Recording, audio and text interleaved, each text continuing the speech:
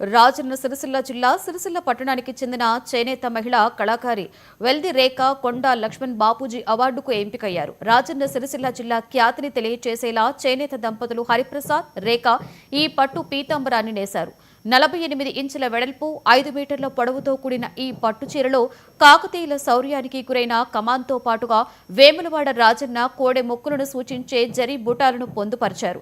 సిరిసిల్ల చేనేత పరితనానికి గుర్తుగా నూలు పడుతున్న మహిళా బొమ్మతో కూడిన జరీ బుటాను పట్టుచీరపై నేచి అబ్బురపరిచారు.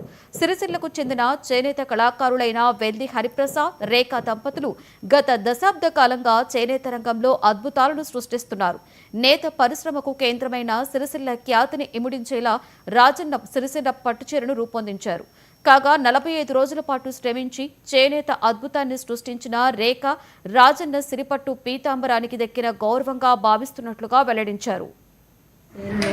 రాజన్న సిరిసిల్ల జిల్లా ఈరోజు కొండ లక్ష్మణ్ బాపూజీ అవార్డుకు ఎంపిక కావడం చాలా సంతోషంగా ఉంది.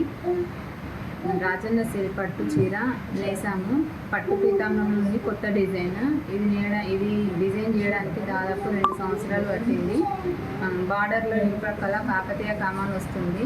చీర పళ్ళులో వేములవాడ కోడెముక్కు విధానం వస్తుంది. చీర మధ్యలో బూటా రూపంలో చిరక అంటే రాట్నం చుట్టే మహిళ బూటా రూపంలో వస్తుంది. ఇది చీర మధ్యలో బూటా రూపంలో మహిళ వస్తుంది కాబట్టి నేనే నేయాలని అనుకున్నాను, నేసాను. దీనికి కొండ లక్ష్మణ్ బాపూజీ అవార్డు వచ్చింది. ప్రతి ప్రాంతానికి ఏదో ఒక చీర అంటే ఉంటుంది.